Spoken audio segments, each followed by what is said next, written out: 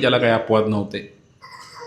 द्रुपदाने ठरवलं की मोठा यज्ञ करायचा आणि पुत्रप्राप्ती करायची, आणि त्या यज्ञाचा उद्देशच द्रुपदाने ठेवला की असा पुत्र मला मिळावा जो द्रोणाचार्याला मारेल. म्हणे, ज्याने माझ्यावर अपमान केला, मला असं केलं, त्या द्रोणाचार्याला मारेल असा पुत्र मला पाहिजे, द्रुपदाने ठरवलं.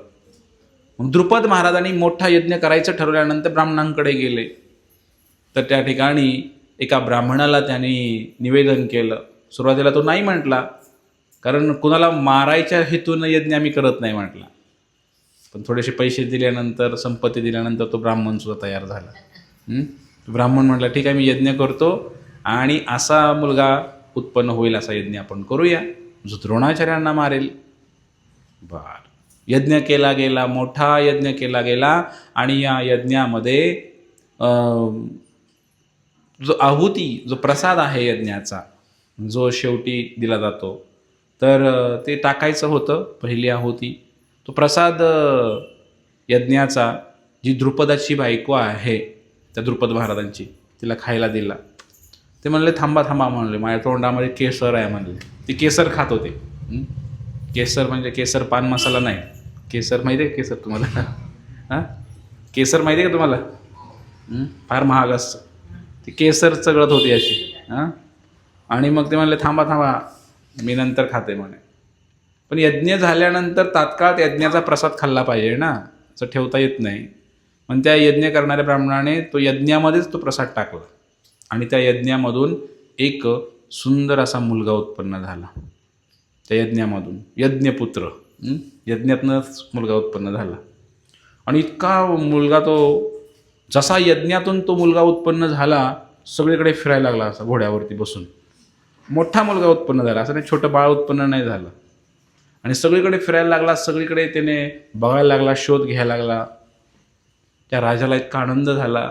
म्हणले, बरं झालं, रेडीमेड सगळं भेटलं. म्हणले, ते मुलगा वाढवा वगैरे काही प्रकारच नाही.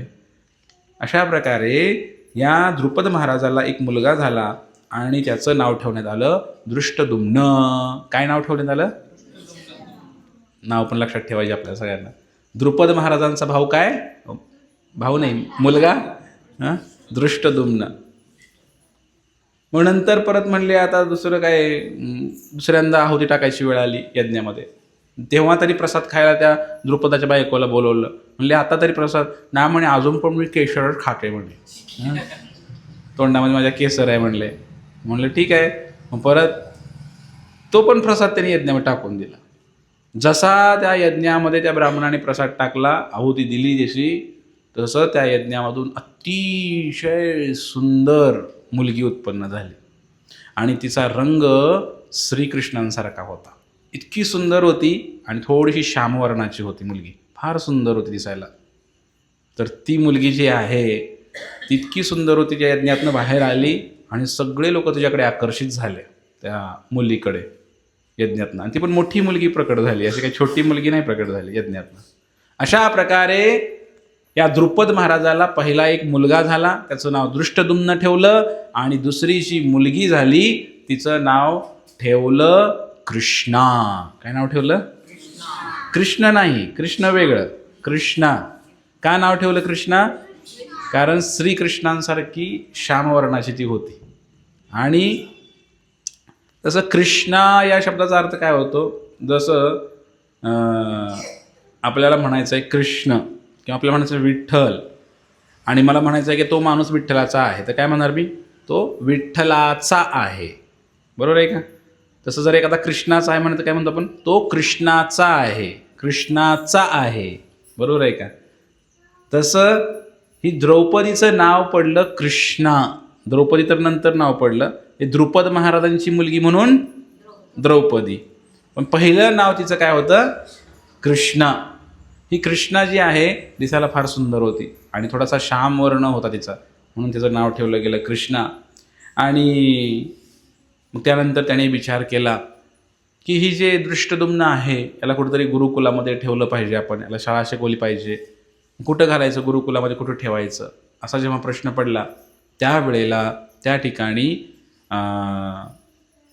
त्यांना भरपूर ठिकाणी त्यांनी गुरुकुलं पाहिली, पण सगळ्यात चांगलं आणि उत्तम प्रतीचं गुरुकुल कुठलं आहे त्याने बघितलं. भारतामध्ये जगाच्या पाठीवर कुठेही गुरुकुल चांगलं नाही आहे. आपल्या मुलाला जर शाळेत घालायचं असेल तर एकच आहे. त्याचं नाव काय आहे? द्रोणाचार्य गुरुकुल. द्रोणाचार्याचं गुरुकुल आहे. आता द्रोणाचार्य आणि ह्याचा 36 आकडा कुणाचा? द्रुपद महाराजांचा. आधीच भांडण झालेलं आणि त्याच्या शाळेमध्ये शिकायला टाकायचं मुलाला, आणि उद्देश काय? त्यालाच मारणे. गुरुलाच मारण्यासाठी मुलगा उत्पन्न केलाय ना. येतंय का लक्षात तुमच्या? त्या द्रोणाचार्याला मारायसाठीच मुलगा उत्पन्न केला यज्ञातनं. आणि आता उद्देश काय? शाळेमध्ये जायचं, धनुर्विद्या शिकायची, सगळं गदा युद्ध शिकायचं आणि त्या द्रोणाचार्यालाच मारायचा उद्देश आहे. सगळ्या जगाला माहिती होतं की यांनी यज्ञ का केलाय, हा मुलगा का उत्पन्न केलाय. मग द्रोणाचार्याला माहीत नव्हतं का? द्रोणाचार्याला माहिती होतं. तो मुलगा आला, त्या मुलाचं ॲडमिशन करून घेतलं गुरुकुलमध्ये आणि त्या मुलाला दृष्टद्युम्नाला ठेवलं. आणि जेव्हा त्याने ॲडमिशन केलं त्यावेळेलाच त्यांनी ओळखलं होतं की हा जो मुलगा आहे, हा मुलगा मला मारणार आहे भविष्यात जाऊन. तरीसुद्धा त्या द्रोणाचार्य गुरुजींनी त्याला शाळेमध्ये ठेवून घेतलं आणि कधीही मतभेद नाही केला, कमी जास्त शिकवलं नाही त्याला, काय असं काही केलं नाही. सर्वांबरोबर त्याला शिक्षण दिलं. पहिल्या काळातले गुरुजी पण कसे होते बघा. तर स्वतःचं मारणाऱ्या विद्यार्थ्याला द्रोणाचार्यांनी शिक्षण दिलं. मंडळी विचार करा, किती महान असतील द्रोणाचार्य. कारण विधीचं विधान टळू शकत नाही. रावणाला माहिती होतं की राम मला मारणार आहे, तरी सुद्धा त्याने प्रयत्न केला. जर त्याने विधीचं विधान स्वीकारलं असतं तर एवढं झालं नसतं. बरोबर आहे की नाही? पण द्रोणाचार्यांनी स्वीकारलं. ते म्हणले मला माहिती आहे, म्हणले यज्ञातनं उत्पन्न झालेला हा मुलगा आहे आणि हा 100% मला मारणार आहे म्हटले. त्यामुळे मी जरी ह्याला माझ्या गुरुकुलामध्ये नाही ठेवलं, दुसऱ्या गुरुकुलामध्ये जाऊन हा शिक्षण घेऊ शकतो आणि तरी पण मला मारावंच लागणार याच्या हातून. विधीचं विधान कोणाला टाळता येत नाही मंडळीनं. अशा प्रकारे द्रोणाचार्यांनी हे स्वीकारलं, त्याला शिक्षण दिलं, गुरुकुलामध्ये ठेवला. आणि तुम्हाला सर्वांना माहितीच आहे, महाभारत जेव्हा झालं त्यावेळेला याच दृष्टद्युम्नाने द्रोणाचार्यांना मारलं. तर अशा प्रकारे हे जे मुलाचं होतं हे मी सांगितलं. ह्या मुलीचं काय झालं पुढं? कृष्णाचं काय झालं? कृष्णा असं कृष्णाची असा अर्थ होतो याचा. कृष्णाचा अर्थ काय होतो? कृष्णाची. कोण? द्रौपदी. तर या द्रौपदीचं पुढं काय झालं नेमकं, हे थोडंसं चर्चाचा विषय आहे. द्रौपदी दिसायला फार सुंदर होती आणि या द्रौपदीने जेव्हा लग्न करायचं ठरवलं त्यावेळेला एक प्रस्ताव ठेवण्यात आला. द्रौपदीचं स्वयंवर रचण्यात आलं. पूर्वीच्या काळामध्ये स्वयंवर ठेवायचे. स्वयंवर म्हणजे काय? एखादी अट ठेवायची आणि त्या अटीवरती मग ते लोक येणार. जर अट पूर्ण करेल जो व्यक्ती त्याला ती कन्या देऊन टाकायची. सीता स्वयंवर झालं, तुम्हाला माहिती आहे की?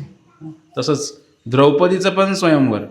तर त्या मुलाला घेऊन तुम्ही ना माताजी असं पाठीमागं बसा, पाठीमागं निवांत बसा. जेव्हा विवाहाचा प्रस्ताव ठेवण्यात येतो त्यावेळेला हे जे स्वयंवर आहे, या स्वयंवरामध्ये अनेक राजे लोक येतात द्रौपदीच्या स्वयंवरामध्ये. आणि जेव्हा हे राजे लोक येतात त्यावेळेला त्यामध्ये कौरव पण असतात, अनेक देशांचे राजे, शल्य, कर्ण, दुर्योधन, हे सगळे लोक आलेले आहेत द्रौपदीला प्राप्त करण्यासाठी. कारण त्यांनी सुद्धा ऐकलेलं आहे की द्रौपदी दिसायला फार सुंदर आहे, रूपवान आहे, गुणवान आहे, शीलवान आहे. सगळे राजे लोक त्या पांचाल देशामध्ये आलेले आहेत. आणि जेव्हा हे दुर्योधन वगैरे आले, 8 ठेवली होती त्यांनी, 2 अटी ठेवल्या होत्या. एक धनुष्यबाण ठेवलं होतं. त्या धनुष्यबाणाला असं वाकवायचं असतं, माहिती आहे का तुम्हाला? आणि ती जी दोरी असते त्याला म्हणतात प्रत्यंच्या चढवणे. ती दोरी अशी अडकवायची असते इकडं अशी, आणि परत नंतर ओढायची असते. तर जो कोणी त्या धनुष्यबाणाला दोरी लावेल, म्हणजे अर्थातच जसं प्रभू रामचंद्रांसाठी तो पण ठेवला होता, म्हणजे दोरी धनुष्यबाणाला लावायची, हे पहिला पण होता. दुसरा पण होता की तिथं एक असं पाण्याचं भांडं ठेवलं होतं आणि त्या पाण्याच्या भांड्याच्या वरती एक असा मासा ठेवला होता. तो मासा काही स्थिर नव्हता, तो असा गोल फिरायचा. तर त्याला काय करायचं, त्या माशाचा डोळा छेदायचा बाणाने, पण असं वर बघून नाही, खाली पाण्यामध्ये प्रतिबिंब पाहायचं त्याचं, त्या माश्याचं. मासा तर फिरतोय, म्हणजे पाण्यात पण फिरताना दिसणार की नाही. आणि अर्थातच ते पाणी सुद्धा थोडं हालत होतं असं. पाणी हालतंय, मासा हालतोय आणि बाण सोडायचा असं. तर त्यावेळेला हा जो बाण सोडणार होता, आता हे एवढं कुणाला जमलंच नाही. मग याच्यामध्ये ते द्रोणाचार्य, दुर्योधन वगैरे हे कौरव आले होते. कौरवांनी प्रयत्न केला, त्यांना धनुष्याच्या बाणला दोरी लावणंच झालं नाही. सगळे माघारी गेले. ते परत नंतर बाण मारायचं लांबची गोष्ट. मग कर्ण आला. कर्ण आल्यानंतर कर्णाने धनुष्याच्या बाणाला दोरी लावली. कर्णाने, हा सूतपुत्र आहे. तुम्हाला मी आधी सांगितले, मागच्या वेळेला कर्णाची कथा पण झालेली आहे.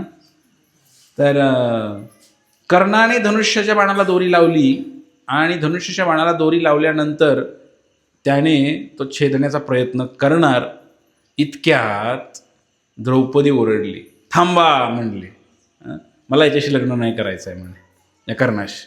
का? हा सूतपुत्र आहे म्हटले. खरं तर द्रौपदीने ते निमित्त लावलं की म्हणे हा काही क्षत्रिय नाही वगैरे वगैरे. मग असं म्हटल्यानंतर मग पण द्रौपदीला खरं अंतकरणातनं वाटत होतं की मी लग्न कुणाशी करावं हे आधीच ठरलं होतं, असं काही महाभारतामध्ये वर्णन आहे. कारण हा कर्ण जो आहे, हा कर्ण कोणाचा साथीदार आहे? या दुर्योधनाचा आहे, या कौरवांचा आहे. हा वाईट वृत्तीचा आहे कर्ण. हे द्रौपदीला माहीत होतं, म्हणून तिने कारण पुढं केलं, काय हा सूतपुत्र आहे म्हणे. पण ज्या वेळेला ही सभा ठरली, हे लग्न ठरणार, हे सगळं ठरणार होतं, त्याच्या अगोदर जेव्हा सगळे पाहुणे आले वेगवेगळ्या देशावरनं, तेव्हा श्रीकृष्ण आणि बलराम सुद्धा आले होते त्या स्वयंवराला. आणि द्रौपदी जशी जन्माला आली होती, तिचं नावच कृष्णा होतं, तर तिने तिचं हृदय श्रीकृष्णांना पूर्णपणे दिलेलं होतं. इतकं प्रेम द्रौपदीनं भगवंतांवर केलेलं होतं जन्मताच. तिला कधी कुठल्या परपुरुषाचा विचार पण केला नाही. खरं तर द्रौपदी भगवंतांना चाहत होती. पण झालं काय, श्रीकृष्ण आले आणि श्रीकृष्ण आल्यानंतर त्या ठिकाणी अर्जुन सुद्धा आला होता त्या स्वयंवरामध्ये. 5 पांडव पण आले होते ना. त्यावेळेला जो अर्जुन आहे, तो अर्जुन त्या ठिकाणी ब्राह्मणाच्या वेशामध्ये होता. ते 5 पांडव ब्राह्मणाच्या वेशामध्ये होते, कारण ते वनवासामध्ये होते ना 5 पांडव. म्हणून मग त्यावेळेला भगवान श्रीकृष्ण द्रौपदीला म्हणाले, अगं द्रौपदी, माझ्यावर तुझं प्रेम आहे मला माहिती आहे, पण म्हणले तुला विवाह या अर्जुनाशीच करायचा आहे म्हणले. हा कोणी दुसरा तिसरा नाही, ब्राह्मण अर्जुनच आहे म्हटले. कारण माझ्यामध्ये आणि अर्जुनामध्ये फरक नाही म्हटले. नरनारायण ऋषींचाच अवतार आहे अर्जुन आणि कृष्ण. मीच अर्जुनाच्या रूपाने प्रकट होतो म्हणे, त्यामुळं तू अर्जुनाशी विवाह केला पाहिजे, असं भगवंतानी स्वयंवराच्या आधीच सांगितलं होतं. त्यामुळे काहीतरी कारण सांगून द्रौपदीने कर्णाला नाकारलं, रिजेक्ट केलं. आणि द्रौपदी आता सगळे आले. मग आता नंबर आला पांडवांचा. अर्जुन पुढं आला. अर्जुनाने धनुष्याचा बाण सहज उचलला, तो वाकवला, त्याला प्रत्यंचा लावली, दोरी लावली त्या बाणाला, आणि अर्जुनाने काय केलं, बाण सोडायला विचार केला. पण अर्जुन बघतोय खाली पाणी तर हलतंय त्या भांड्यातलं. तर पाणी हलतंय म्हणल्यावर त्यात कसं काय प्रतिबिंब दिसणार वरचं? काय दिसे ना. गोंधळून गेला, अर्जुन सुद्धा गोंधळून गेला. आणि तो मासा तर फिरतोय असा, त्याला कसा भेदायचा त्याला? भगवान श्रीकृष्णांकडे पाहिलं, त्यांना प्रणाम केला. भगवंत म्हणले, आता बघ म्हणले खाली पाण्यात. खाली बघताय तर पाणी शांत झालेलं आणि सहजपणे त्यांना माशाचं प्रतिबिंब दिसायला लागलं त्याच्यामध्ये. आणि अर्जुनाने खाली बघितलं, बाण धरला आणि बाण सोडला. असा बाण सोडला अर्जुनाने, तो माशाचा डोळा तर भेदलाच भेदला. तो पूर्ण माशाचा डोळा भेदून त्या माशाचे 2-4 तुकडे करून बाण निघून गेला वरती. अतिशय सर्वांनी टाळ्या वाजवल्या, सर्वांना आनंद झाला. पण द्रौपदीच्या वडिलांना, द्रुपद महाराजांना फार दुःख झालं. अरे म्हणले, माझ्या मुलीचं लग्न एका ब्राह्मणाशी, गरीब ब्राह्मणाशी. त्याला दुःख झालं. पण नंतर नियम तर होता की आता ज्यांनी स्वयंवर जिंकलेला आहे आणि द्रौपदीने स्वीकार केलेला आहे त्यांना, तर अशा प्रकारे द्रौपदीचं लग्न झालं. द्रौपदीला त्या ठिकाणी घेऊन आले आणि बरंच काही झालं. नंतर येताना दुर्योधन आणि कंपनी, कर्ण, शल्य सगळे चिडले होते. काय आमची नाही झाली तर कोणाचीच होणार नाही. हां, या हिसाबाने सगळ्यांनी आक्रमण केलं त्या पांडवांवरती. पण त्या पांडवांनी ते आक्रमण माघारी लावलं. वनामध्ये गेले. वनामध्ये कुंती महाराणी आपल्या झोपडीमध्ये बसलेली होती आणि आता सुनबाईलाच घेऊन चाललेत घरी. हां, लग्न झालेलं आहे. आता अर्जुनाने तशी प्राप्त केलेली आहे ती. हां, जसं अर्जुनाची बायको व्हायला हवी आहे की नाही. कोण? द्रौपदी. पण झाली अशी घटना मंडळीनो, की जेव्हा ते घेऊन गेले कुंती महाराणीकडं, आईकडे घेऊन गेले, हे 5 पांडव गेले आईकडं आणि गेल्यानंतर त्या ठिकाणी ते म्हटले आईला, आतमध्ये गेले. आई देवपूजा करत होती आणि मग सांगितलं, अगं आई, म्हटले आम्ही तुझ्यासाठी सुंदर भेट आणलेली आहे म्हणले जंगलातनं. सुंदर भेट आणलेली आहे म्हणे, आम्ही प्राप्त केलेली आहे जंगलातून. त्यांना म्हटलं आई फार प्रसन्न होईल आता सून घेऊन आला म्हणल्यानंतर. तर फार सुंदर भेट आणलेली आहे म्हणले. असं अशा भाषेमध्ये बोलले ते. असं म्हणले की लग्न करून आलोय आम्ही. असं म्हणल्याबरोबर कुंतीला काही समजलं नाही. कुंती महाराणी म्हटले, ठीक आहे बाळांनो, मी आता पूजा करते, जे काय आणलं असेल 5 जण वाटून घ्या म्हणले. जे काय आणलं असेल 5 जण वाटून घ्या म्हटले. असं म्हटल्यानंतर अर्जुन बाहेर आला. ज्याच्या चेहऱ्यावरती चिंता आहे. आता आई काय म्हटली? 5 जण वाटून घ्या म्हणे. तर अवघड झालं की धर्मसंकट आलेलं आहे. हां, हे उघड उघड न बोलल्यामुळे एवढं मोठं संकट आलं. नंतर कुंती महाराणी सुद्धा बाहेर आली आणि आईच्या शब्दाला इतका मान त्या पांडवांचा की म्हटले आता जे आईच्या तोंडातून निघालेलं ते विधीचं विधान आहे म्हटले, त्यामुळे ते मला पालन करावंच लागेल. आणि मग आता ठरलं की आता या 5 जणांमध्ये एक पत्नी, म्हणजे 5 पांडव आणि एकच पत्नी वाटून घ्या. म्हणजे आता 5 जणाला तिच्याशी विवाह करावा लागणार होता. बघता बघता ही बातमी सर्वत्र पसरली. व्यासदेव आले. त्या द्रौपदीचे वडील आले तिकडे. अहो म्हणले हे काय झालं म्हणे, ज्याने जिंकली त्याच्याशी विवाह व्हायला पाहिजे होता. मग त्यावेळेला व्यासदेव एक कथा सांगतात त्यांना समजून सांगण्यासाठी. म्हणे हे विधीचं विधान आहे म्हणे, हे काही उगाच होत नाही म्हणे. ही द्रौपदी यज्ञातनं प्रकट झाली, साधारण स्त्री नाही म्हटले. पूर्व जन्मामध्ये ही द्रौपदी एक ब्राह्मण कन्या होती आणि या द्रौपदीने फार घनघोर तपस्या केली चांगला पती मिळावा म्हणून. जर पती चांगला पाहिजे असेल तर महादेवाची उपासना केली जाते. महादेवाची उपासना केली आणि हिने महादेवांना प्रसन्न करून घेतलं या द्रौपदीनं. आणि महादेवांना प्रसन्न करून घेतल्यानंतर महादेवांना वरदान तिनं मागितलं. महादेव प्रकट झाल्यानंतर काय म्हटले, मला असा एक पती द्या जो धर्मनिष्ठ असेल, तत्वनिष्ठ असेल, आणि तो पती कसा असेल, बलशाली असेल, असा पती पाहिजे म्हणे मला. तिसरं तो धनुर्विद्येमध्ये, बाण चालवण्यामध्ये अतिशय हुशार असेल, असा मला पती पाहिजे म्हणे. आणि चौथं तिनं सांगितलं मला मिळणारा पती सुंदर असायला पाहिजे म्हटले. आणि 5वं तिनं सांगितलं मला मिळणारा पती हा अत्यंत सेवाभावी वृत्तीचा असायला पाहिजे. किती झाल्या कंडिशन सांगा, बोला. पहिलं बोला की तुम्ही, काय झालं? धर्मनिष्ठ. दुसरं बलशाली. तिसरं धनुर्विद्येमध्ये प्रवीण.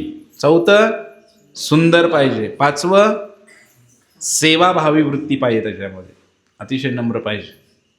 द्रौपदीने त्या ब्राह्मण कन्येनं असं मागितले, 5 वरदान मागितलं. ते महादेवाने काय केलं, तथास्तु तथास्तु तथास्तु तथास्तु तथास्तु 5 वेळा म्हटले. ती म्हणले ए बाबा काय झालं, तू एकदा तथास्तु म्हणे 5 वेळा कसं काय म्हणलं म्हणले. म्हणले तू काय मागणं मागितलं ते तर आधी बघ म्हणले, तुला काय कळतं का म्हणले. एवढे सगळे गुण कुठल्या नवऱ्यात नसतात म्हणले. तुला बलशाली पण पाहिजे, बाण चालवणारा पण पाहिजे, सुंदर पण पाहिजे, सेवा करणारा पण पाहिजे, धर्मनिष्ठ पण पाहिजे. हे सगळे गुण कुठल्याच भगवान श्रीकृष्ण सोडून कुठल्याच माणसात नाहीत म्हणले. तुझ्या मागण्या फार मोठ्या आहेत म्हणले, त्यामुळे मी 5 वेळा तथास्तु म्हणले, तुला आता 5 पती मिळतील म्हणले. ते बिचारे घाबरले. अशा प्रकारे पूर्वजन्मामध्ये द्रौपदीने तपस्या केली होती आणि त्याचं फळ म्हणून तिला या जन्मामध्ये 5 पती प्राप्त झाले. द्रौपदीला 5 पती असून सुद्धा द्रौपदी ही एक पतिव्रता मानलेली आहे. द्रौपदीचं नाव 5 महापतिव्रता आहे त्याच्यामध्ये घेतलं जातं. कशा प्रकारे याच्यावर एक मोठं प्रवचन होऊ शकतं की 5 पती असून सुद्धा द्रौपदीने कशा प्रकारे सर्वांना प्रसन्न ठेवलं. मग गडबड इथं काय होते, आता व्यासदेवांनी सांगितलं की बाबा तर लग्न लावायला पाहिजे. 5 जणांशी लग्न झालं द्रौपदीचं. आणि मग त्यानंतर आता अर्थातच 5 पती म्हणल्यानंतर आता प्रत्येकाच्या आवडीनिवडी वेगळ्या, प्रत्येकाचे स्वभाव वेगळे, एका घरात कसं राहायचं आणि काय करायचं ते सगळं फार मोठी चर्चा झाली त्यांची. आणि मग चर्चा झाल्यानंतर त्या ठिकाणी ही जी द्रौपदी आहे असं ठरलं की ज्या वेळेला आपल्या 5 जणांपैकी जर कोणी व्यक्ती, समजा युधिष्ठिर महाराज आहेत, ते जर द्रौपदी बरोबर एकांतामध्ये असतील तर इतर कुणीही तिकडं जायचं नाही, असं ठरलेलं होतं. आणि समजा ते जर भीम आणि द्रौपदी असतील तर तिकडं कुणी फिरकायचं, हे सगळं ठरलं होतं. मग त्या पद्धतीनं त्यांचं चाललं. सामंजस्याने व्हायला पाहिजे. कारण नारद आले होते तिकडे. नारदाने सांगितलं, अरे तुम्ही 5 जण आहे, एकटी द्रौपदी आहे, भविष्यामध्ये तुमची भांडणं होऊ शकतात. भांडणं होऊ शकतात.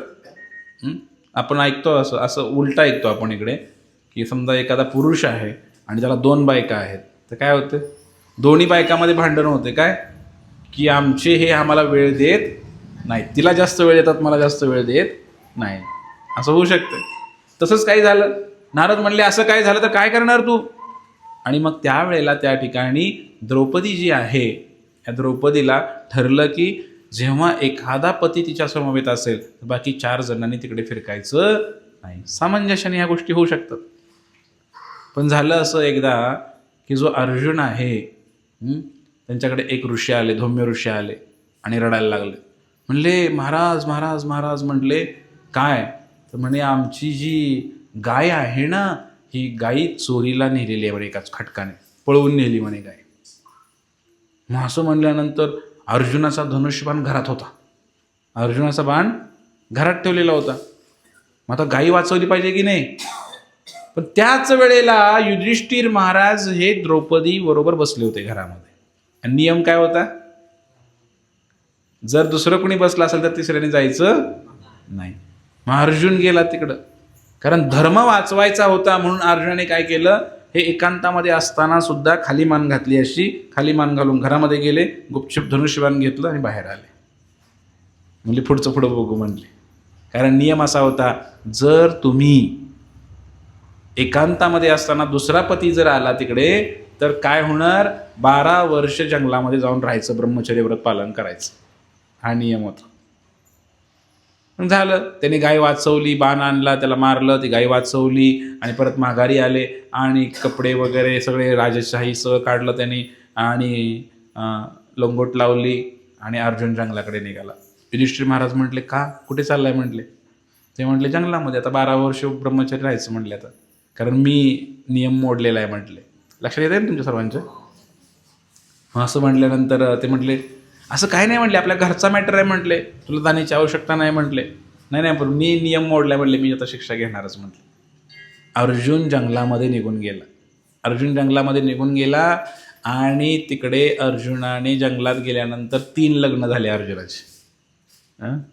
हे सगळ्यांना माहीत पाहिजे. काळे प्रभू तुम्हाला माहिती आहे का 3 लग्न झाले. ऐका मग, अर्जुन जे आहे, अर्जुनाचे 3 लग्न झाले. पहिल्यांदा तो गेला, आता सगळं सांगत बसलं तर मग फार वेळ होईल. तर उलुपी, पहिलं लग्न उलुपीशी केलं. उलुपी नावाची कन्या होती, तर तिच्याशी लग्न केलं. आणि दुसरं लग्न केलं त्यांनी सुभद्रेशी, द्वारकेला जाऊन.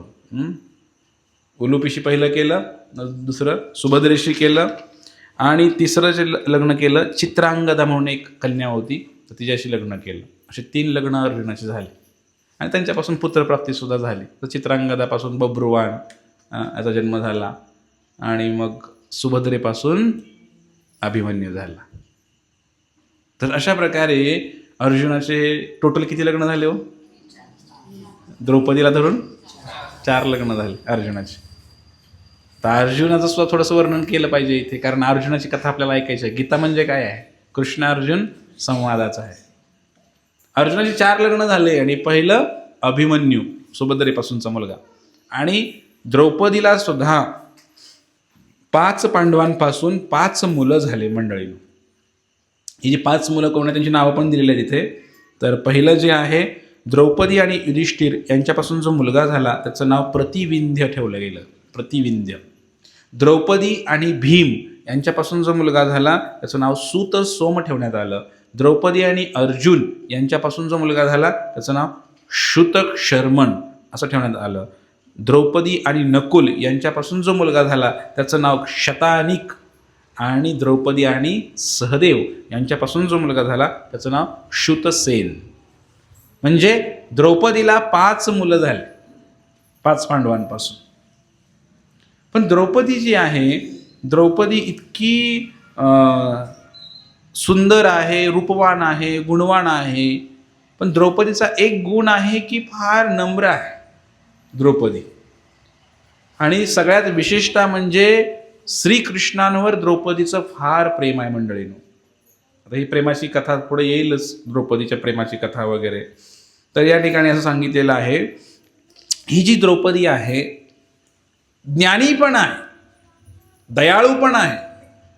कारण भगवंतांचं द्रौपदीवर एवढं प्रेम आहे म्हटल्यानंतर द्रौपदी किती महान असेल विचार करा तुम्ही.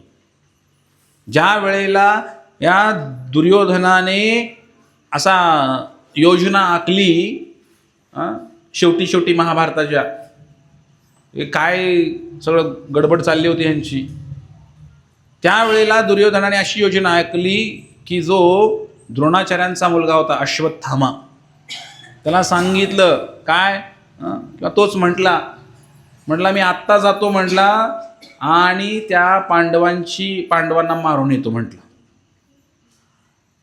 ते पांडव झोपले होते सगळे रात्री, झोपलेल्यांना मारून येतो म्हटलं मी.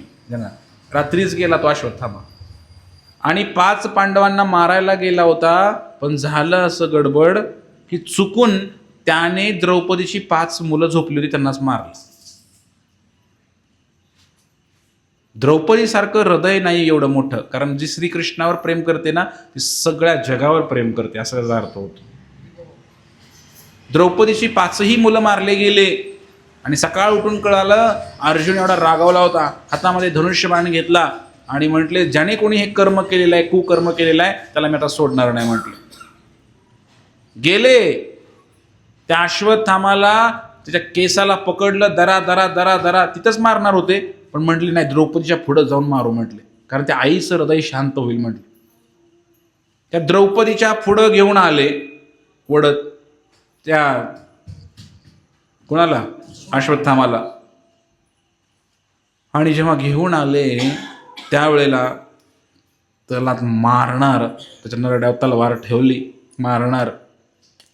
द्रौपदीला आधी विचारलं काय करू याच्याबरोबर, मी या अश्वत्थामाबरोबर काय करू. ज्या आईची 5 लेकरं मारले त्या आईने काय म्हणावं. पण द्रौपदीचं हृदय एवढं मोठं होतं, द्रौपदी म्हटले त्याला मारू नका म्हटले. अगं आपली 5 मुलं मारले त्याने. हो म्हटले माहिती आहे मला, पण एक आईचं हृदय काय असतं ते मी जाणवू शकते. म्हणले तुम्हाला नाही कळणार म्हटले, कारण या हत्याराला सुद्धा आई आहे म्हटली. भले याने माझी 5 मुलं मारले पण याला सुद्धा आई आहे म्हणे. जर तुम्ही याला मारलं तर त्याच्या आईला किती दुःख होईल म्हटले, कारण आईचं दुःख आई जाणवू शकते म्हणे, मूल गेल्यानंतर काय दुःख असतं. अशा प्रकारे द्रौपदीने सांगितलं याला मारू नका म्हटले. आपण असं केलं असतं का असं, त्याला म्हणलं असं मारा माया देखत मारा याला. तर द्रौपदीने मारू दिलं नाही अश्वत्थामाला. मग भगवंतानी काय सुचवलं आणि अर्जुनाने केलं, त्याचा काय मणी होता एक इथं डोक्यावरती, याच्यामुळे तो एवढा शक्तिशाली होता. तो मणी काढून घेतला, त्याची केस भादरले, मिशा काढल्या आणि त्याला सोडून दिला, अपमानित करून सोडून दिला. कारण क्षत्रियाला केस कापून अपमानित करणं म्हणजे मारल्याबरोबर आहे.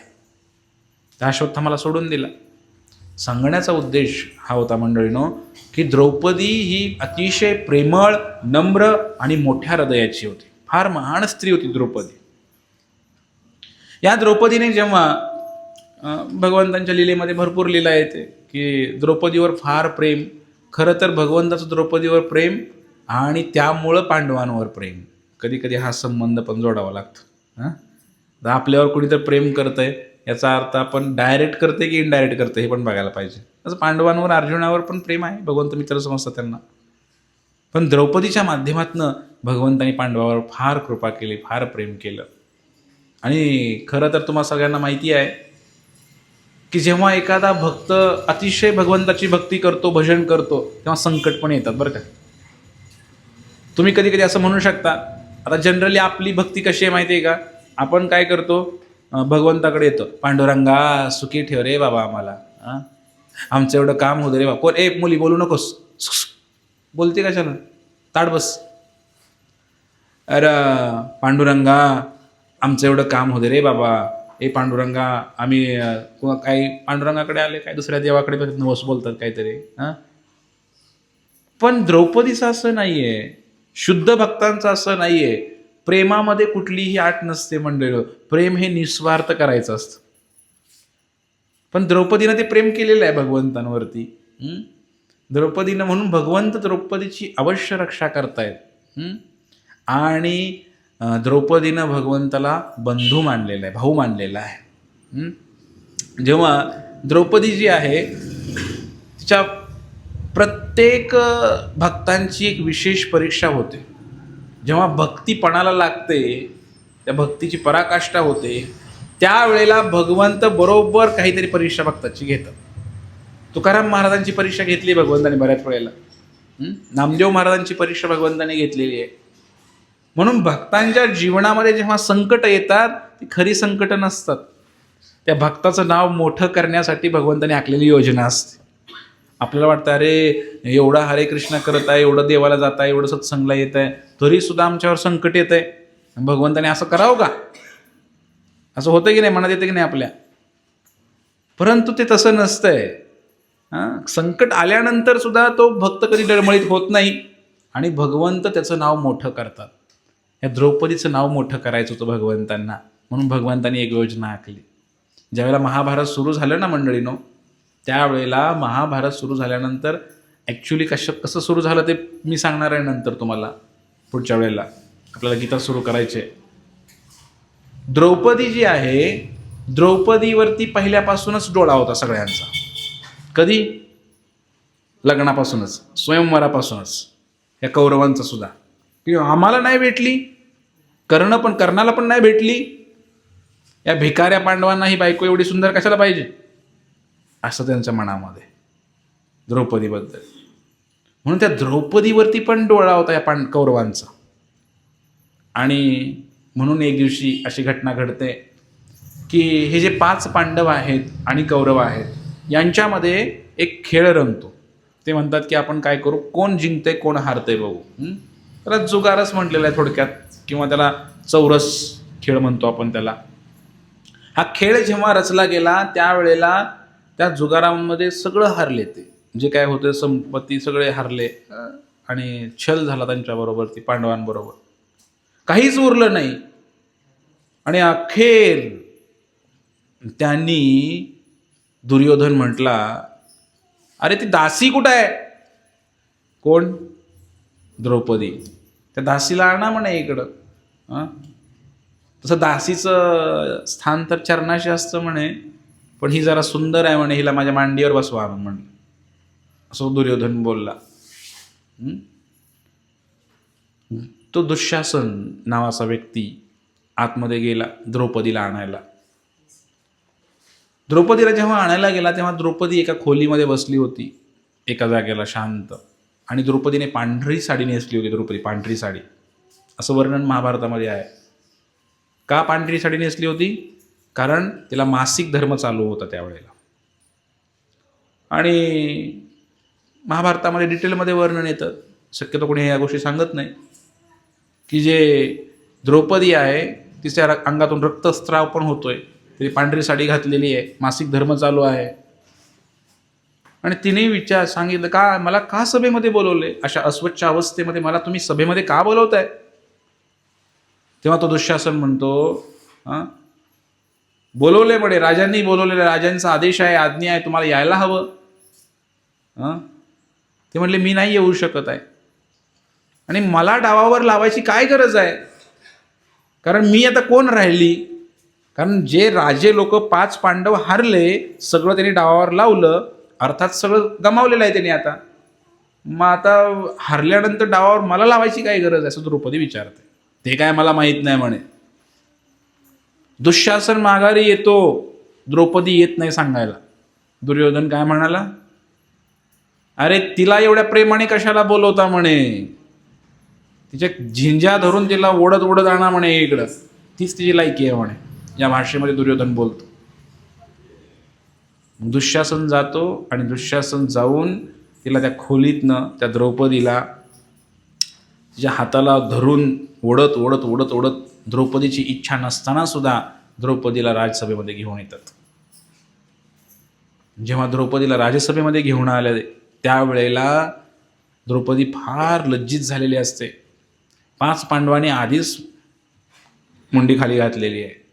80,000 लोक जमलेले आहेत सभेमध्ये, काही अर्धा लोकांची सभा नव्हती मंडळीनं. आणि या सभेमध्ये द्रौपदीला त्या ठिकाणी दुर्योधन म्हणतो दुःशासनाला, अरे बघतोस काय, ही दासी आहे म्हणे, ही दासी ही नेहमी भोग करण्यासाठी असते म्हणे, आणि हिचं वस्त्रहरण कर म्हणे. या सर्व सभेमध्ये निर्वस्त्र झालेलं पाहायचं आहे म्हणे मला द्रौपदीचं, दुर्योधन म्हणाला. आता एवढे पुरुष जमलेले आहेत, 80,000 जणांची सभा आहे, आणि याच्यामध्ये एका अबला स्त्रीला त्यांच्याच कुटुंबियासमोर निर्वस्त्र करायचं, किती घोर पाप आता हे कौरव लोक करायला लागलेले आहेत.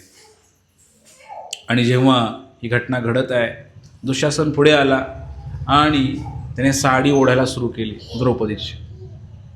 आणि जेव्हा द्रौपदीची साडी ओढायला सुरू केली त्यावेळेला त्या ठिकाणी भगवंतालाही माहिती आहे, भगवंतही पाहतायत. कुठून पाहतायत? भगवंत त्या सभेमध्ये नाही आहेत. भगवंत कुठे आहेत? भगवंत कुठे आहेत? कुठे आहेत माताजी? भगवंत आहेत द्वारकेमध्ये. भगवंत द्वारकेमध्ये आपल्या पत्नी बरोबर तिकडे ते खेळ खेळतायत, चौरस खेळतायत. आणि इकडे द्रौपदी यांची जी भक्ता आहे, ही भक्ता संकटामध्ये आहे. आता काय करायचं? या वेळेला भगवंतांनी परीक्षा घेतलेली आहे द्रौपदीची. परीक्षा कशी होते बघा भक्तांची. ती मुलगी कोणाची आहे? थोडंसं त्यांना घेऊन बाहेर बसा, कारण ते सगळं प्रवचन डिस्टर्ब होतं मग. जेव्हा द्रौपदी जी आहे, द्रौपदी ज्या ठिकाणी आलेली आहे, तिचं वस्त्रहरण चालू आहे, आणि वस्त्रहरण चालू असताना त्या ठिकाणी जी अंतिम परीक्षा द्रौपदीची आहे, एका बलशाली पुरुषापुढं एका स्त्रीचं बळ काय असणार मंडळीनं? द्रौपदीचं काही चालेना, साडी फेडत आहे. शेवटी द्रौपदी दोन्ही हाताने साडी ओढत आहे, आणि द्रौपदीनं सर्वात प्रथम पाहिलं आपल्या पतीकडं. अर्जुनाकडं पाहिलं, अर्जुनाने मान खाली घातलेली. युधिष्ठिरांकडे पाहिलं, युधिष्ठिराने मान खाली घातली. भीमाने मान खाली घातली. सर्वांनी मान खाली घातलेली आहे. नाही वाचवू शकत आम्ही तुला. आणि द्रौपदीनं द्रोणाचार्यांकडे पाहिलं, कुलगुरू आहे तुम्ही, या कुळाचे गुरु आहात, तुम्ही तरी काही सांगा, हे योग्य आहे का? एका स्त्रीचा असा अपमान करणं योग्य आहे का? त्यांनी मान खाली घातली. कृपाचार्य, त्यांनी मान खाली घातली. भीष्म, हे पाठीमागच्या वेळी सांगितलं होतं, आजोबाप्रमाणे आहे भीष्म. त्यांचा शब्द खरं कोणी मोडत नव्हतं, त्यांनी सुद्धा खाली मान घातली. भीष्माचा हा अपराध आहे, फार मोठा अपराध आहे. अरे एका स्त्रीची तुम्ही ज्या वेळेला अनोळखी जरी स्त्री असली आणि तिच्यावर जर अन्याय होतोय तरी धावून गेलं पाहिजे. हे तर तुमची सून आहे, मुलीप्रमाणे आहे, तुम्ही कोणाची बायको आहे आणि तिला निर्वस्त्र केलं जाते आणि तुम्ही सगळे पाहत बसलाय. द्रौपदीनं सर्वांकडे याचना केली, मला वाचवा, या संकटातनं मला वाचवा. आणि त्याच वेळेला द्वारकेमध्ये भगवान श्रीकृष्णाला रुक्मिणी विचारते, का हो तुमचे सारखं उठून का पळताय? भगवंत खेळता खेळता उठायचे, दरवाजाकडे जायचे. ते म्हणले, माझी एक परमभक्त, परमप्रिय भक्त संकटामध्ये आहे. आणि संकटामध्ये आहे म्हटल्यानंतर रुक्मिणी म्हणते, मग जात का नाही तुम्ही तिला वाचवण्यासाठी? भगवंत म्हटले, अगं गेलो असतो ग, माझं पण फार प्रेम आहे द्रौपदीवरती, पण द्रौपदीने अजून मला हाकच मारली नाही. द्रौपदी अजूनही विचार करते की माझा नवरा मला वाचवेल, भीष्म मला वाचवेल, द्रोणाचार्य मला वाचवेल, मी का बरं जाऊ? भगवंत पण फार तत्वानी चालतायत बरं का. आपण कधी कधी म्हणतो की देव काय येत नाहीये. शरणागत होऊन बघा द्रौपदीसारखं देव काय येत नाही ते. आपण करणारे एखादी माळ, कुठंतरी एखादा सत्संग, हरे कृष्ण म्हणणार, लगेच देवाच्या नावानं बोंबलायला तयार. बरोबर आहे की नाही? आपण आहे का द्रौपदीसारखे महान भक्त? भगवंत यायला, आपल्याला रक्षा करायला आपली. भगवान श्रीकृष्ण द्वारकेमध्ये होते, भगवंताला जाऊ वाटतंय, पण तत्व आडवं येतंय, कारण द्रौपदीनं अजून पुकारलेलं नाही. आणि मग मंडळीनं एक घटना घडते की भगवान श्रीकृष्ण तिकडे असा विचार करतायत, द्रौपदीकडे असा विचार करते. अंतकाळी तिने आपली जी साडी आहे, ही साडी दातामध्ये पकडलेली आहे आणि तिथून सुद्धा तिथं साडी सुटलेली आहे. तशी अर्धनग्न अवस्थेमध्ये द्रौपदी उभा आहे त्या सभेमध्ये. आणि त्यावेळेला मात्र द्रौपदीने आता ओळखलं की माझ्या हातातली ताकद कमी पडते. द्रौपदीने असे दोन्ही हात वरती केले आणि भगवान श्रीकृष्णांना जोरदार तिने हाक मारली, हे गोविंद, हे गोपाळ, अशी हाक मारली भगवंतांना. जेव्हा भगवंतांना हाक मारली त्यावेळेला तात्काळ भगवान श्रीकृष्ण प्रकट झाले. ते फक्त द्रौपदीला दिसलं, बाकीच्यांची एवढी पात्रता नव्हती श्रीकृष्णात दर्शन करण्याची.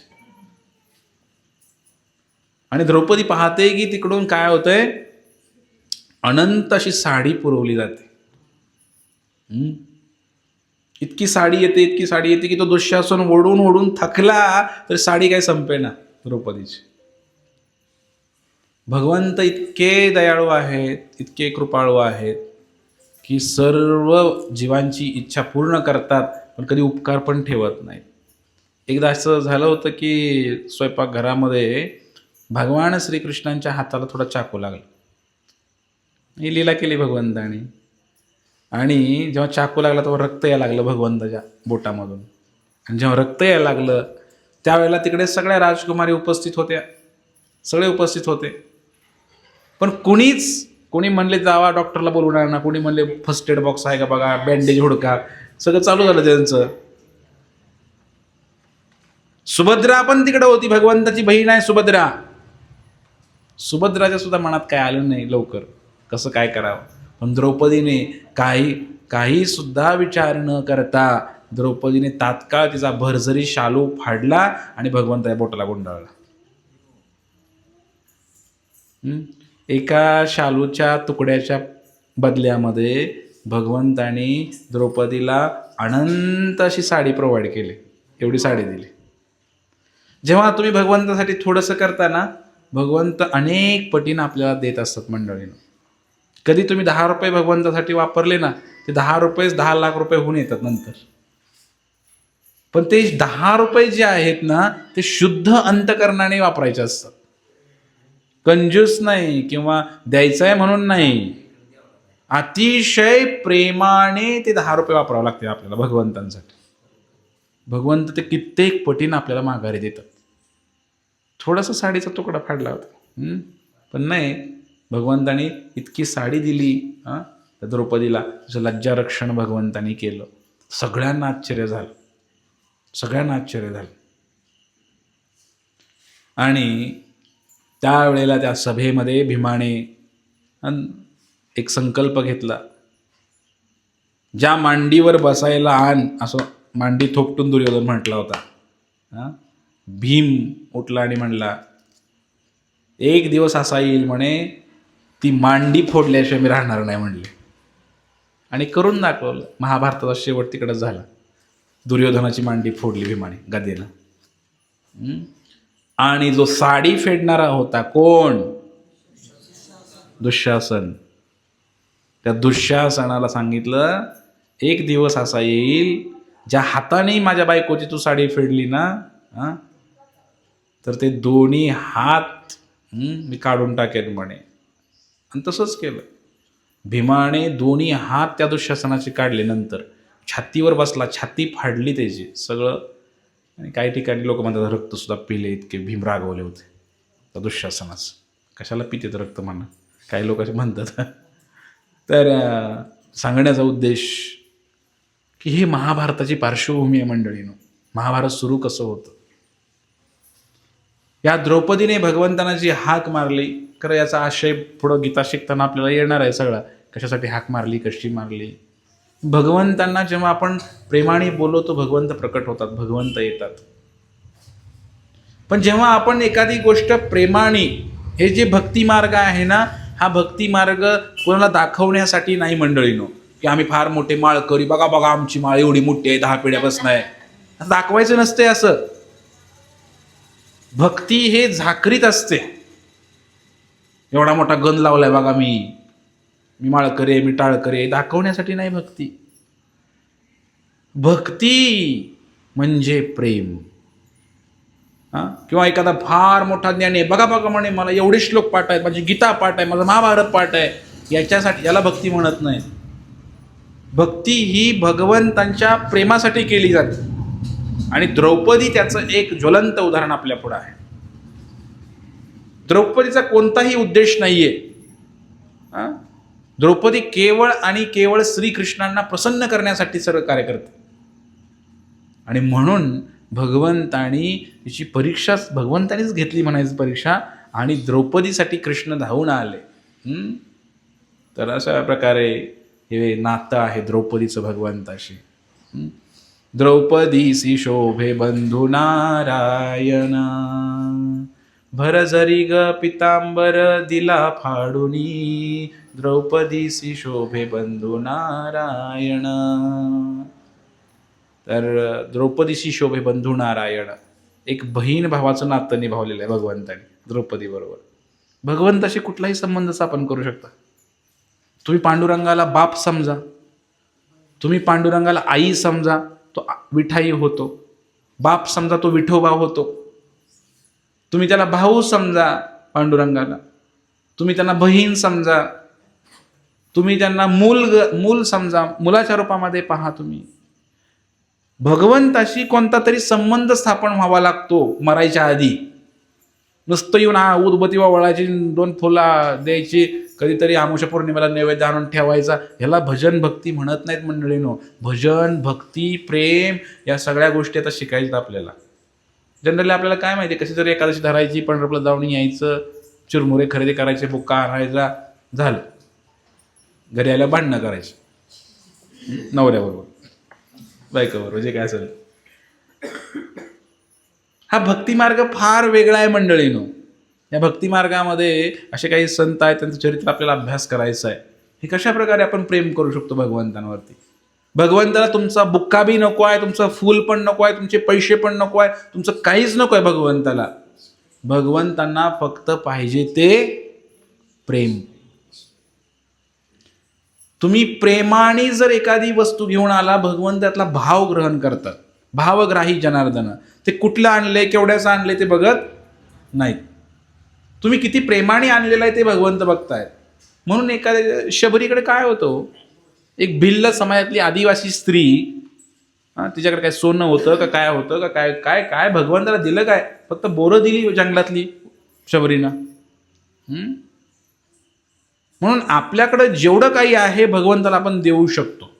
असं काही गरजेचं नाही की बाबा मी काय 10 लाख रुपये कुठं दान करावे राम मंदिरामध्ये तरच माझी भक्ती होऊ शकते, असं नाही.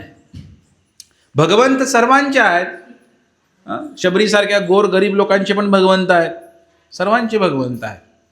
आणि म्हणून द्रौपदीच्या उदाहरणातनं मंडळीनं आपल्याला शिकायला मिळतं की द्रौपदीसारखी भक्ती आपल्याला करायची आहे की भगवंत यावे असे आपल्याला पण संकटातून वाचवण्यासाठी. तसंही भगवंत वाचवत आहेत आपल्याला, थोड्या थोड्या गोष्टीमध्ये वाचवतात. जेवढी आपली भक्ती आहे ना तेवढं भगवंत वाचवत आहेत. आता ते मोठं संकट आलं होतं, असं संकट आपल्यावर येणार नाही, कारण आपली एवढी भक्ती पण नाही. मी नेहमी सांगतो की आपल्यावर एवढं संकट येणार नाही मोठं, कारण आपण तेवढे महान भक्तच नाही, मी तर नाही. आपली एवढी मोठी परीक्षा होणार.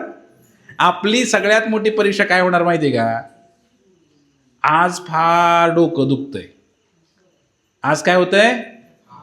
फार डोकं दुखतंय. आज सत्संगला न जाण्याची इच्छा झाली, कसं जाऊ? एवढीच परीक्षा आपली. किंवा आज गाडी नाही जायला, मग आता कसं जाऊ? चालत गेलं तर केव्हा जायचं, म्हणून नको जायला. एवढीच परीक्षा भगवंत घेणार आहेत आपली, कारण आपली पात्रताच तेवढी आहे. आपण बालवाडीतल्या पोराला काय परीक्षा घ्यायची? परीक्षा तर बोर्डाची परीक्षा होती 10वीची, कडक, एकदम कडक, काय बघू देत नाहीत, कॉपी करू देत नाहीत. आपली परीक्षा एवढीच होणार की जरी अंग दुखतंय, डोकं दुखतंय, तरी सत्संगला गेला, सेवा केली भगवंताची. जरी गाडी नाही तरी चालत आले, 1 तासभर आधी निघले, पण सत्संगामध्ये पोहोचले. आलं का लक्षात? ही एवढीच परीक्षा होणार आहे आपली, जास्त मोठी नाही होणार. पण तेवढ्यात सुद्धा आपण नापास होतो, बरोबर आहे की नाही? म्हणून द्रौपदी जी आहे, द्रौपदीची फार मोठी परीक्षा भगवंताने घेतलेली आहे. प्रल्हाद महाराजांची पण परीक्षा घेतली फार मोठी, त्यालाही ते पास झाले बरं का. म्हणून महान महान लोकांची मोठी मोठी परीक्षा होते. आणि ही परीक्षा जेव्हा अशी संकटं येतात महान लोकांवर, तेव्हा समजायचं भगवंताची काहीतरी योजना आहे. द्रौपदीवर किती प्रेम भगवंताचं आहे, किंवा भगवंतावर द्रौपदीचं किती आहे, ही जर घटना घडली नसती वस्त्रहरणाची, तर ते सिद्ध झालं नसतं बरं का. हे घडलं म्हणून सिद्ध झालं, जगजाहीर झालं, श्रीकृष्णांचं पहा पहा म्हणे किती प्रेम आहे द्रौपदीवरती. तर अशा प्रकारे भक्तांच्या जीवनामध्ये जेव्हा काही घटना घडतात तेव्हा ती भगवंताची योजना असते. आणि असंच अर्थातच हृदयापासून भगवंतांना पुकारलं पाहिजे. आपण जेव्हा आता नेहमी म्हणतो ना, दोन्ही हातवरती करून मोठ्याने म्हणतो काय, हरे कृष्ण कृष्ण कृष्ण हरे हरे, राम राम राम. याचा अर्थ काय आहे हो? हे दोन्ही हात वरती करणं म्हणजे काय आहे? हा द्रौपदीचाच भाव आहे की शरणागती.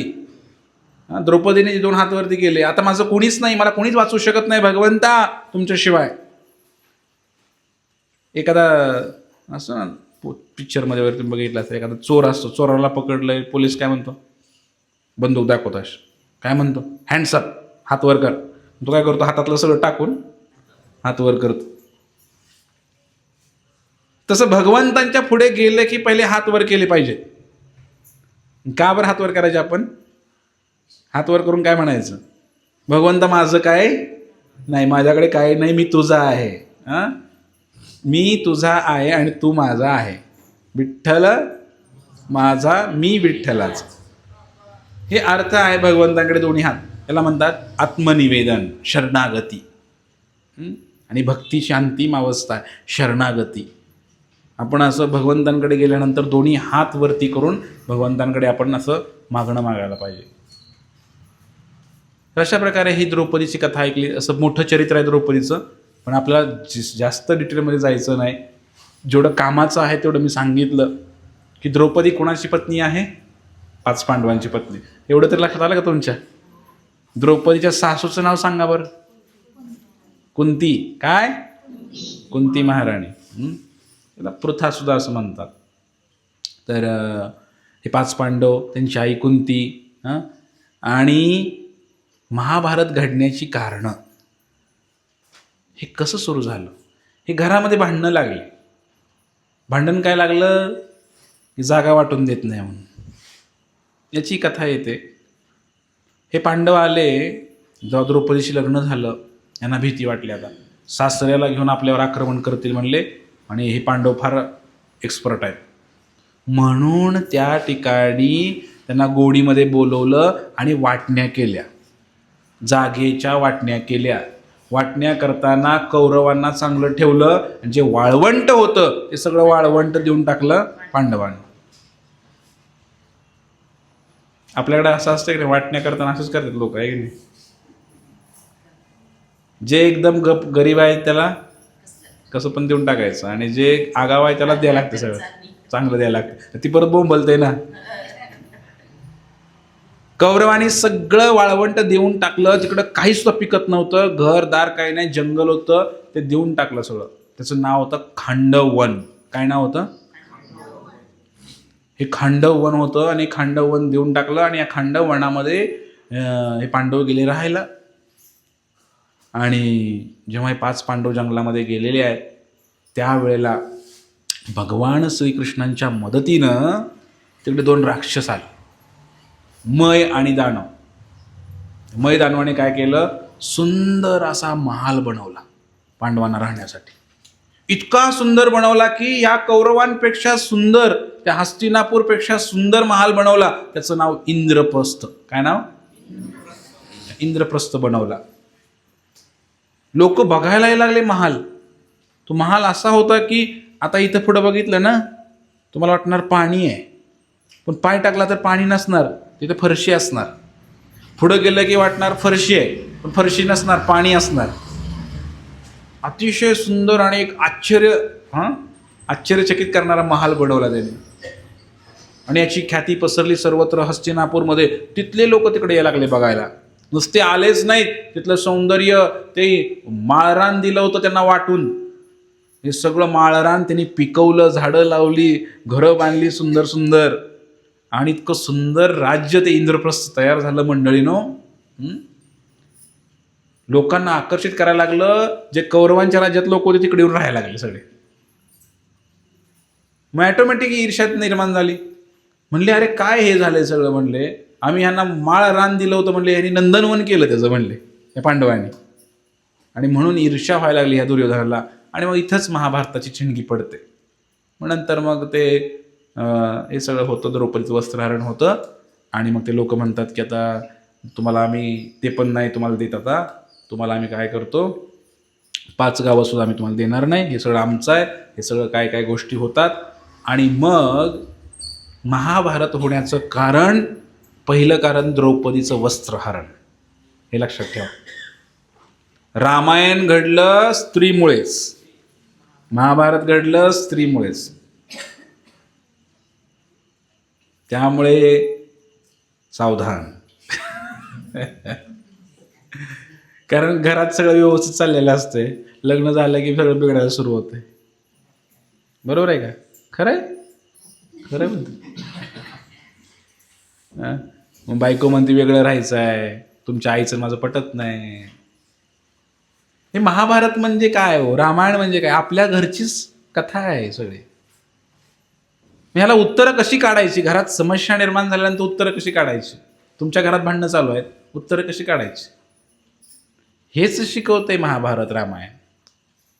आणि त्यामुळे ह्या दोन्हीचा अभ्यास करणं आपल्याला फार महत्त्वाचं आहे मंडळीनं. द्रौपदीचा अपमान, त्याचा बदला, पहिली गोष्ट. आणि तसं ही द्रौपदी मिळाली नाही, लग्नापासून त्यांची इच्छा होती द्रौपदीला प्राप्त करण्याची ना, ते पण त्यांना पाहिजे होतं. आणि मग त्या वाटण्या करताना फक्त त्यांना त्यांनी वाटून दिलं नाही, उलट त्या जुगारामध्ये हरवलं. त्यांना 12 वर्ष वनवास, 1 वर्ष अज्ञातवास, 13 वर्ष त्यांना फिरावं लागलं त्या पांडवांना. आणि या टोटल एकंदरीत महाभारतामध्ये पाहिलं तर विजय कोणाचा झाला? कोणाचा झाला? पांडवांचं. नुकसान कोणाचं झालं? कौरवांचं. नुकसान कुठलं? ते राहिलेच नाही, जिवंतच राहिले नाहीत. ज्यांच्या पाठीशी श्रीकृष्ण आहेत त्यांना काहीच होत नाही. पांडव फक्त 5च होते, पण कृष्ण पाठीशी असल्यामुळं केसाला पण धक्का लागला नाही. आणि 100 कौरव होते, एक पण वाचला नाही. म्हणून जयस्तु पांडुपुत्राणाम येषां पक्षे जनार्दना. ज्या पक्षामध्ये भगवान श्रीकृष्ण आहेत त्यांचा विजय नक्की आहे. म्हणून कृपया कृष्ण पक्षामध्ये प्रवेश करा. हा शाश्वत पक्ष आहे आपला सर्वांचा.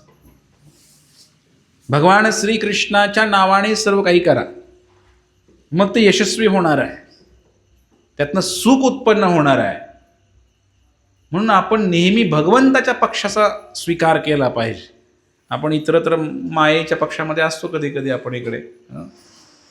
म्हणून भगवंताला आपलंसं करायचं आहे, भगवंताला समजून घ्यायचं आहे गीता आणि भागवताच्या माध्यमातून आपल्याला, तर आपल्या जीवनाचं कल्याण होईल.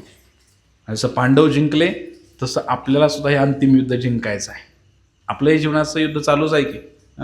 आणि भगवद्गीता काय आहे एका वाक्यात सांगतो. भगवद्गीता म्हणजे आपण जे जीव आहेत हे जीव सगळे रात्रंदिवस आम्हा युद्धाचा प्रसंग. युद्ध कुठं आहे? मनाशिष्टानी इंद्रियाणी प्रकृतीस्थानी कर्षती. मनाबरोबर संघर्ष चालू आहे. करू का नको, सत्संगला जाऊ का नको, स्वयंपाक करू का नको, लग्नाला जाऊ का नको, ह्याला जाऊ का नको, हे खाऊ का नको, शाळा शिकू का नको, व्यवसाय करू का नको, नोकरी करू का नको, लग्न करू का नको, म्हातारं होऊ का नको. काय चालू आहे? संघर्ष चालू आहे की नाही रात्रंदिवस मनाबरोबर. या संघर्षातून बाहेर कसं पडायचं हे भगवद्गीता शिकवते. हे मनाबरोबरचं युद्ध कसं जिंकायचं.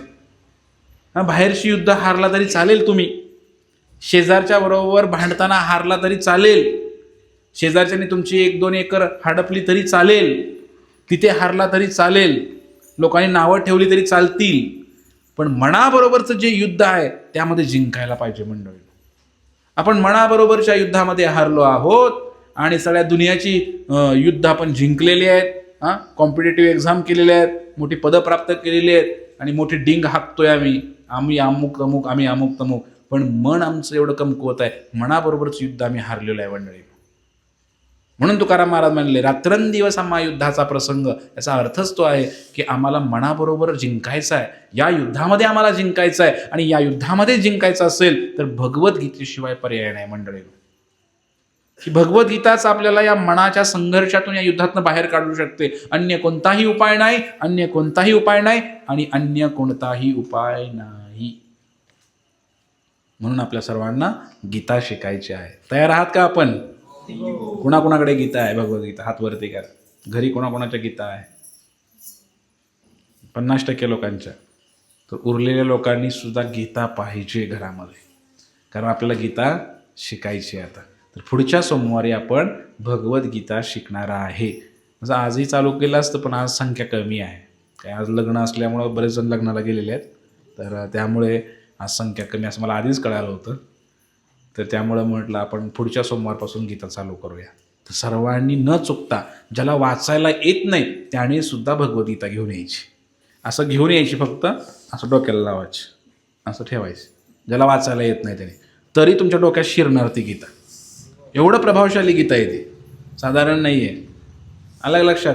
फक्त श्रद्धापूर्वक घेऊन यायची गीता सर्वांनी. ज्यांच्याकडे गीता नाही आहे त्यांनी आत्ताच प्रवचन झाल्यानंतर प्रभूजींना सांगा की आम्हाला पुढच्या वेळेस गीता घेऊन या म्हणून. तर 200 रुपये किंमत आहे ना, तर गीता ते प्रभूजी तुम्हाला घेऊन येणार. जर तुम्ही आत्ता सांगितलं तर तेवढ्या गीता प्रभूजी घेऊन येणार. तर मराठीमध्ये आहे, आपल्या सर्वांना अभ्यास करायचा आहे. समजलं का?